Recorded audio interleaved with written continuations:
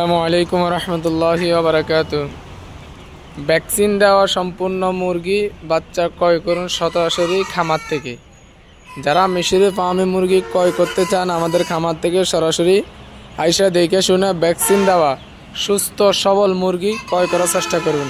আপনি যেখান থেকে যে খামার থেকে যে হ্যাচারি থেকে বাচ্চা সংগ্রহ করেন না কেন অবশ্যই সুস্থ সবল মুরগি ক্রয় করবেন। আপনি যদি ছোট বাচ্চা ক্রয় করেন তাতে বেশি একটা অসুবিধা হয় না, আপনার কিছুদিন পরে ও বাচ্চাটা ডিম দিবে। কিন্তু আপনার যদি অসুস্থ মুরগি ক্রয় করেন তাহলে মুরগি মারা যাবে।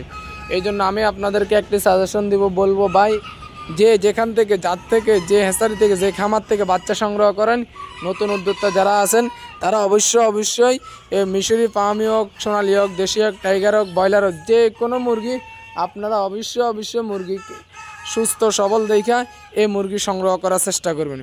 অসুস্থ দুর্বল মুরগি কখনোই সংগ্রহ করবে না, যদিও দামে একটু কম হয়। আর দাম যদিও একটু বেশি হয়, আপনারা সুস্থ সবল ভালো মুরগি ক্রয় করার চেষ্টা করবেন। ভ্যাকসিন দেওয়া জীবাণু জুরানি মুরগি এই ধরনের মুরগি থেকে আপনারা দূরে থাকবেন, তাহলে আপনারা খুব সহজে খামার থেকে লাভবান হতে পারবেন। আর খামার থেকে লাভবান হওয়ার সবচেয়ে সহজ বা সঠিক নিয়ম আর সবচেয়ে বড় উপায় হলো যে আপনার মুরগি সুস্থ রাখা। আপনার মুরগিটা যদি আপনি প্রথমে সুস্থ রাখতে পারেন তাহলে আপনি আপনার খামার থেকে খুব সহজে লাভবান করতে পারবেন।